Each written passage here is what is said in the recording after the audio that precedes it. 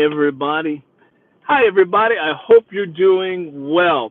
Well, in this episode of Uber Chronicles Chicago, I'm going to talk about something that a lot of drivers may or may not want to talk about, but I call it car therapy. It is amazing what people will tell you when they get into the back seat of the car or when they get in the car with you. I'm a total stranger, and it's amazing what people will share with you and what happens in here. Sometimes I'm just like, what? Really? So I'm going to give you two stories, just two quick stories, two quick examples. I'll start with the first one. The first one, I picked up a young man who opened the back door and he says, "Hey, do you mind if I wash my hands before I get in the car?" And I thought, I don't care. Go wash your hands. I was picking him up from a restaurant. So he goes out, washes his hands, and he comes back, and I start driving. I'm just driving along, and he says, "Can I confess something to you?" And I'm driving like, what the hell are you trying to confess? A murder or something? And he says, "My parents called me from the restaurant and told me to come home." I'm like, "Oh, really?" I said, "Okay." He says, "They found drugs in my room." I'm like, "Oh, they found drugs in your room." "They weren't my drugs. They're my friend's drugs."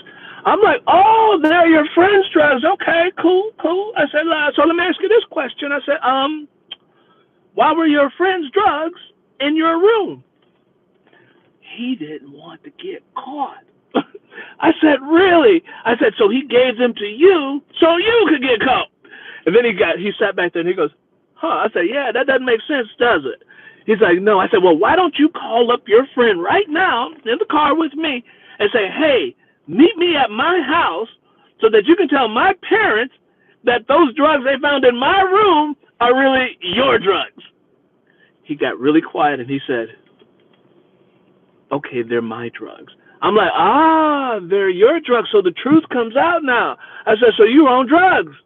He's like, "Well, I do drugs." I said, "Well, son, how old are you?" "I'm about to be a senior in high school." "Really? A senior in high school and you're on drugs?" He's like, "Yeah." I said, "You think you need a little help with that?" He said, "Yeah."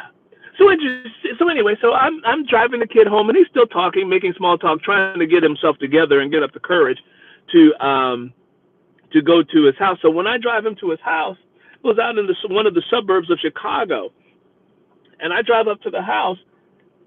And when I drive up to the house has a nice half moon driveway with a water fountain sitting in the middle of it, 4-car garage. I'm looking at him going, "Oh my God, this kid lives in prosperity and abundance, and he's doing drugs."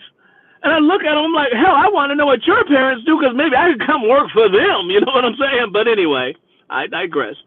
So the kid quietly got out of the car and went to face the trouble that he was in. The second story happened on Roosevelt Road in Chicago, near the Target store. Those of you who are from Chicago knows where Target is on Roosevelt Road, just west of downtown.